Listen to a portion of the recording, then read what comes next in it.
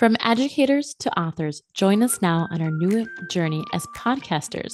In our podcast, Author Talk with L&B, we will talk about our author journey and share our stories in order to help you share yours. You will get an in-depth look of the how-tos we were looking for when we got started. Stay tuned for topics ranging from how to get published to how to stay inspired. Hello, you are here with Author Talk with L&B and our first guest speaker, Lisa Maggiore. Yay! Lisa is a published author, and we're so excited to speak with her today about her journey, about her books, and specifically about the traditional publishing route. So to get us started, Lisa, can you just let us know, what are your books about, like a little bit about yourself to kick us off? Yeah, sure, absolutely. So I am an author of two picture books, which of course I have to put them back here, right? That's how all authors seem to do it. That's awesome. Ava the Monster Slayer, a warrior who wears glasses, and then Ava the Monster Slayer, Cousin Power. I actually do have like adult stuff that I've put out independently, wow. but also through anthologies with different writing organizations. So I'm a hybrid. I actually have a mix of traditional and also independent publishing. Okay. That's great. Yeah. What made you decide to go with the traditional publishing route? So I need to give you a little backstory in order Yeah. to understand why I'm here today, actually. So I always wanted to be a writer ever since I was very little. I was always reading and writing stories, and I loved it. I loved every moment of creating things in my head, putting them on a piece of paper and sharing them with people. I went to college to become a creative writer, and I got pregnant, and I decided not to get married, and I could not see how I could possibly support myself and raise a child on a creative writing degree. Mm. So I went into the big dollars of social work, but at least I had a consistent paycheck, right? I mean, that's what I did have, and I always had work. So I did that for 20 years, but my dream of becoming a writer never ended. So I might have closed the door, but I didn't lock it. So at the end of my career, I was 20 years a social worker. I was commuting to the South Side. I live on the North Side of Chicago, and I was constantly creating stories in my head. And I just was like, I want to write. I really want to write. I was looking at my daughter, who she was born with an eye condition that required glasses and surgery. She'll have glasses her entire life, which is fine. And I was looking at her, and she was very tiny. And I was like, Ava the Dragon Slayer, Ava and I started like coming up with these little titles. And then I thought Ava the Monster Slayer. And then everything started coming. I combined real life with my imagination. So I started writing about my daughter, who literally, her older sibs were afraid to go to our basement or afraid to go upstairs when it was dark to get me something. And she was the one who was like, I'll do it, Mom. I'll do it. So I thought there's a story there. So I took a lot of elements and I wrote it. Did I know what I was doing? Absolutely not. No idea what I was doing. Congratulations, you did it. That's awesome. That is awesome. I wrote it. And then I'm still working, I'm still a social worker, but what I started to do was look. So I got a master's degree from the University of Chicago. So I went back to the University of Chicago to look at if they had classes for writers. So they did. So I started taking classes. And then I started meeting people, and I started asking questions and connecting. I went to conferences. Once again, I was still a social worker, but once you like make that first initial jump into something that has writers, then you start connecting, right? Networking. And so I started connecting and networking, and a wonderful woman named Esther Hershenhorn connected me with a critique group. She put me basically in this critique group, and those ladies helped me hone my story until it was, what you would call like publishable, right? Something that, was looked at by people besides myself, and they could really give me wonderful sound advice, but in a very gracious way, you know? That sounds So lovely. It was lovely. And I'm so happy I had them because they encouraged me, even when my manuscript was rough. I mean, rough, right? Uh, they encouraged me like, oh, you can do this. Yes, this is a great story. I love this about it. Perhaps you could think about maybe doing this with this part. But otherwise, I love this. They like sandwiched their critique. So it gave me the sense that, I got something here. Mhm. And then, quite frankly, I went to a conference and I pitched it. And guess Wow. what I heard? You know, this is a great idea, but the little girl has to lose her glasses. And I said, well, why? The reason I wrote it was because I have a daughter who wears glasses, who's worn glasses since she was little. And she said, we're a business.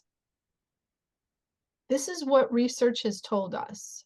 Moms are the primary buyers of books. Moms will not buy books for their sons that have a girl on the cover. So you have taken your market and you've done this to it. Wow. And they won't buy books with a girl who has glasses if their child doesn't wear glasses. So now guess what you've done to your market? You've now done this to it. So anyone who's going to take a chance on that book, in her opinion, was kind of crazy. So she said, I love it. I love your story. I'll take it, but you have to lose the glasses. And I sat there, I was like shocked. First off, I'm a social worker, right? That's the Yeah. worst you should ever tell a social worker. I was Mhm. like, you know what? I thank you so much, but I'm gonna pass. And Yeah. you know what? I really thought like, oh, nobody's gonna take this book. I'm gonna have to find another way. So I consulted with somebody again, and they said, maybe you should independently publish it. So I thought, well, I guess that's what I'm going to have to do. I didn't honestly know even what that meant or what I should do, but fate, prayer, whatever you want to call it. I was literally at a family wedding. My cousin walks up to me and says, hey, I heard you wrote a picture book. I want to illustrate it. And I was like, Ross, I said, I don't know if your style is going to match what I want, the style I want. He's like, listen, I got an art show in Oak Park just so happened to be next week. Come to it and then tell me what you think. I was like, okay.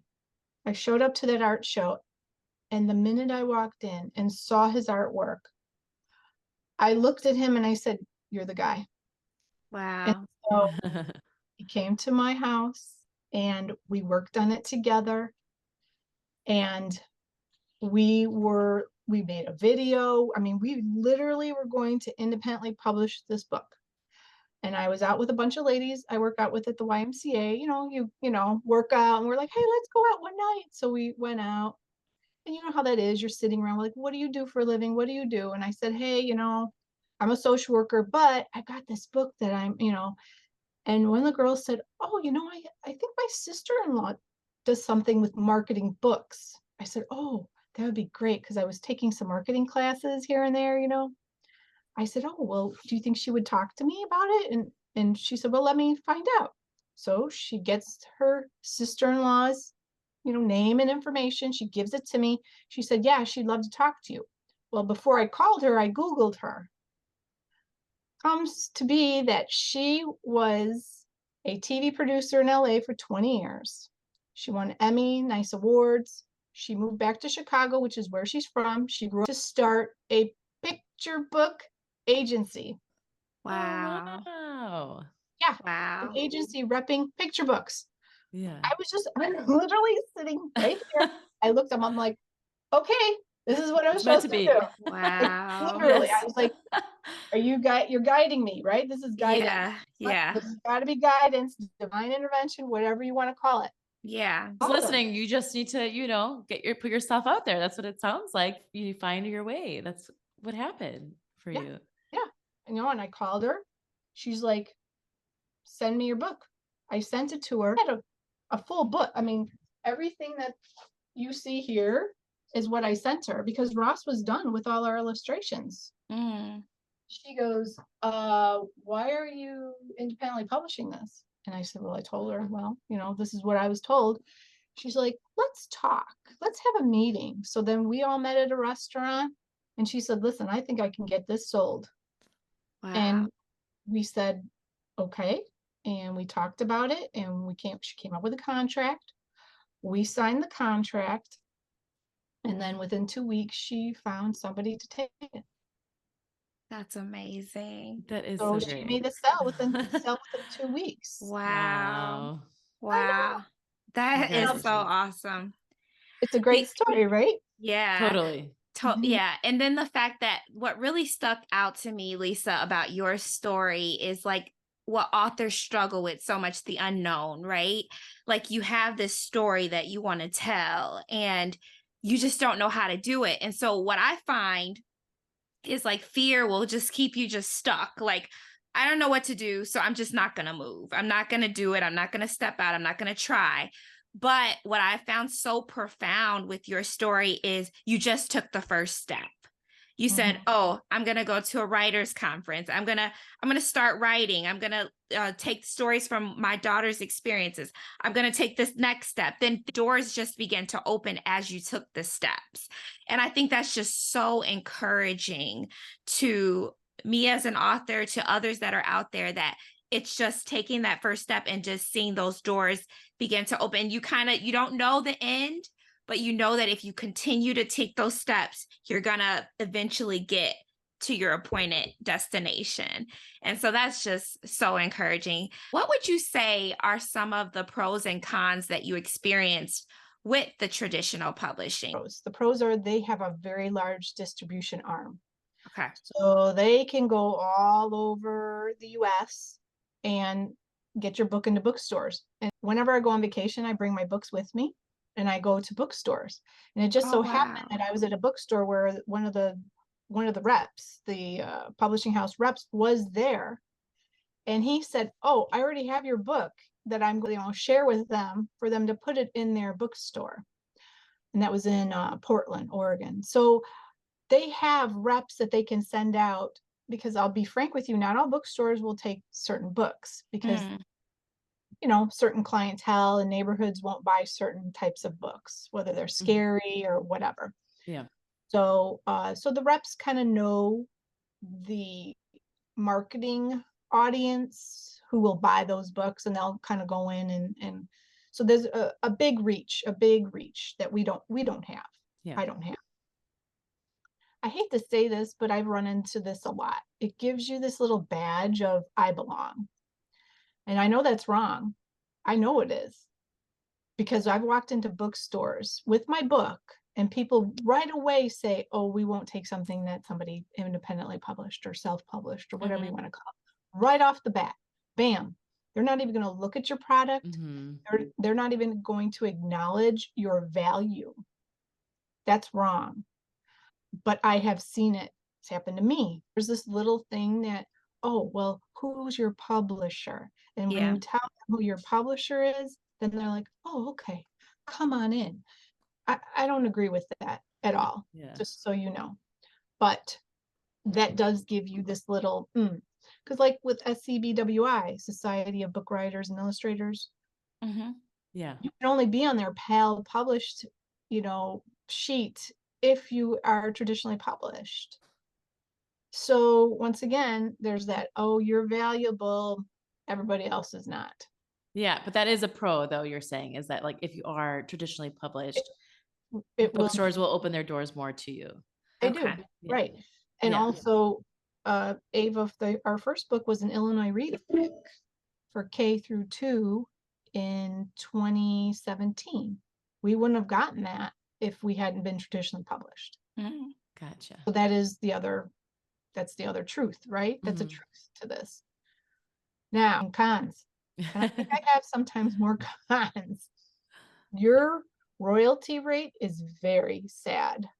Like the money you make is very sad because the publisher takes a big piece, and your agent takes a piece. And these are picture books, these are not.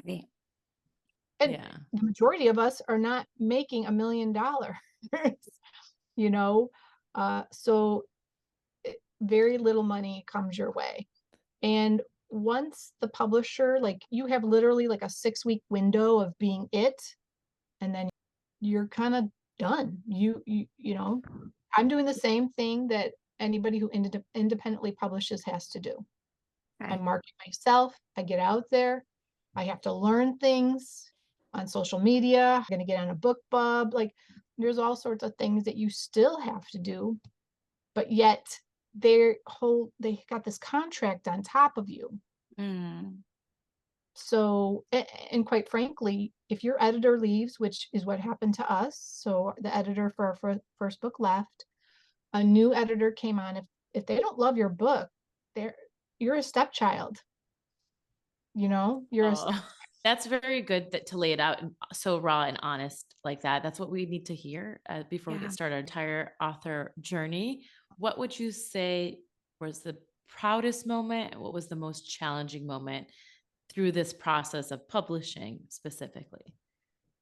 Yeah. So I had a very good career as a social worker. I was Mm. known. I would speak at conferences. I had an expertise that was valued and wanted. And then I literally jumped off this career I built, including with my reputation. I just jumped off it, including leaping off a paycheck. So I'm really proud of myself for not allowing fear to dictate a dream. Wow. Yeah. Yeah. That's That's so great. powerful. And then I'm sorry, what was Oh, and then the most challenging moment throughout the process of publishing. you know, right, quite frankly, right now, because my agent decided she doesn't want an agent anymore. Okay. We have a third Ava book at the publisher, and they are treating us like a stepchild.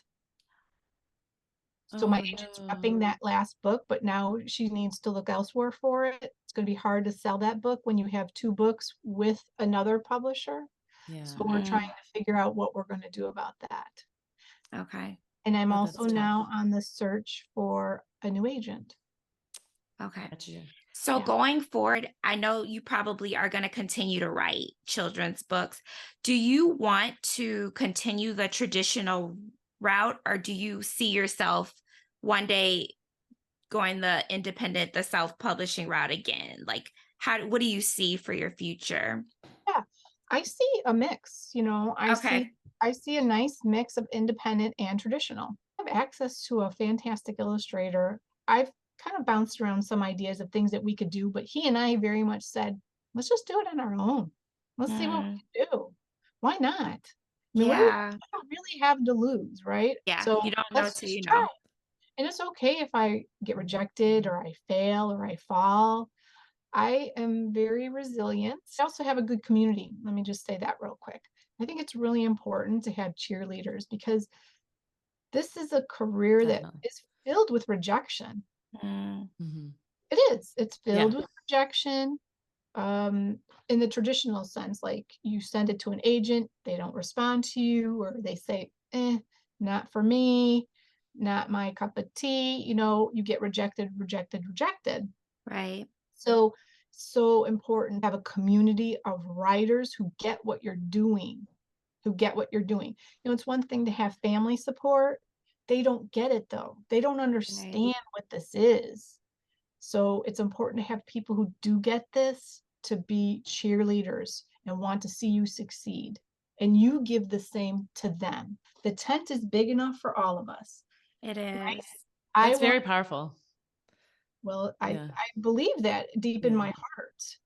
Yeah. Remember, social worker. Yes. That Yes. I doesn't, love. just because I'm not in that career doesn't mean I don't profess to many of those, you know, beliefs. Mm, Definitely. Shout out to all the educators listening too. I mean, it looks like all three of us had that background, which is great that we got, brought us together to here in this setting. yeah. It's so great listening to your journey and how you were inspired by what you faced. If you could do it all over again, anything, would you do anything differently? No, I really Mm, wouldn't. yeah. I wouldn't. Yeah. No, no, because that journey, no matter what it's filled with, is what the universe has for you. Like, I think that universal idea, this is what I'm supposed to do, even if it's really, really hard. This Yeah. is still what I'm supposed to do. Yeah. I was supposed to be a social worker for 20 years. I was supposed to do that. Now I'm supposed to be a writer. Mm, That's filled with a lot of bumps too. yeah. So that's okay. I'm sticking on this, and here I am sharing with you guys a story that I would never have had if I hadn't Wow. made the choices that I made. I love that. I love that, Lisa. I mean, your story is just so inspiring to just so many. And I know it will really help authors and writers that are just aspiring to go that route. So I want to go back really quickly before we end, because I want to say when you said the tent is big enough for all of us, that really resonated with me because it's just finding your space in that tent. And everybody's space is going to look a little bit different, and that's okay. But I love that you embrace your mistakes. You embrace the wins, you embrace the losses, and you're just like, no, this is a part of the process. And I think that we as authors can take that away and say, you know what? It's okay to fail. At least I tried, but I'm going to get a win eventually. I just have to find my space in the tent. And Yeah. so, I love that. That just is so inspiring. You said you touched somewhat on how you promote your books. You said you go into the bookstores. You want to promote in the future to just get your books out there? Yes, I want to pivot a little more to social media, Okay. like Amazon ads, things like that. I just wrote a grant for the Illinois Arts Council. Mm, You can write a grant to I'm trying to get $1,500 in order to take some classes around how to basically help your picture books become more profitable. I do a lot of comic cons. I am really welcomed and hugged at comic cons. Great space for me, and I have a lot of cheerleaders there. So getting more promotional materials. Love going to schools. I was a CPS social worker at a very large school. I have a reach in CPS still. okay. Um, so I love going to schools and talking to families, kids especially. It's so nice to come in. I'm like a grandma, right? So I'm not a social worker anymore. Like all those concerns I don't have to worry about. I'm just going hey, let's love literacy and reading. How do we Yay. inspire you to read? And then I, read and do things and then I leave. I get to go home. I That love that. sounds really wonderful. And we really can't express enough how thankful we are for you joining us in this podcast today. It is inspiring to hear your journey. It is helpful to hear your tips. And again, thank you so much for being here with, Yeah, thank you. Author Talk with L&B. Before we end though, can you give us one last piece of advice? Put Who's yourself listening? out there. Yeah. Your head might tell you things that are not completely accurate, Mm, but your heart says, I really, really want this. I really, really want this. You follow the heart. yes. Right? You tell your head, hey, I know you're really scared. I get it. You don't know anybody. You don't know if you're good enough. You're gonna do it anyway. And Mm, if it doesn't work out, you're gonna love yourself no matter what. Tell yourself it's okay. We're gonna keep going. So keep putting yourself out there. Let me just say one more little piece of advice. I have got editors, agents who have given me free things because I entered contests with them. wow. So a free query critique, a free picture book critique, a free because I entered contests and then Mm, you win and you're like, oh, the universe wants me to win. Whoever you believe wants me to win this because it's another step of me getting on wherever I want to go, wherever my end goal is to be traditionally published or to just have my book out there. It's meeting my end goal, these little steps, but you have to put yourself out there. yeah, Wow. that's really good advice. That really inspired me right now. I was like, okay, that's what Yeah. I needed to hear. Thank you. You're welcome. Yeah. Yeah. So Lisa, we just want to thank you again for coming to our podcast. This was very inspiring. I took some things away from it. I'm like, I'm not going to walk in fear. I'm going to keep going, keep pressing. It's not always easy, but like you said, there's something in your heart. The world just needs to hear the stories that are inside of us. And I just think that it's just so important to keep pressing and keep going. So thank you, Lisa, so much for joining us. We so appreciate you and your story. Thank you, Yay. ladies. I appreciate you inviting me to your podcast. Yay. Thank you. Thank you for joining us on Author Talk with L&B.